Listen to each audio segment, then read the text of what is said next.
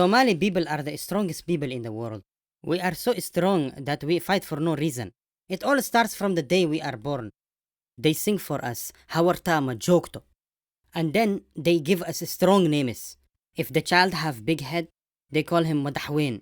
If the child is black, of course Madowe.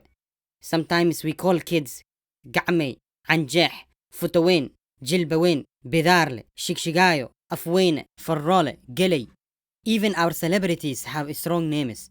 Farhia Kabayare, Farhia Fiska, Naima Joker, Zaki Yare, Farah Captain, Umar Shole, Nasteho Indo, Habib Sharabi, Ahmed Awad Rabsho, and Salat Derbi, Zainab Lawadagah, Ahmed Sharif Killer, Sahro Dawo.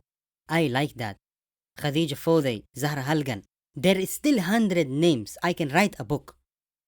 Galasha in this country should also follow our strong names so they learn to fight for no reason and become strong people like us. For example, Justin Barber, Rihanna Raran, Beyonce Batiwin, Billy Maalesh, Selena Gares, Taylor Iswafi, Ariana Gorgoro, Shakira Shahshah. You know I like Shakira very much.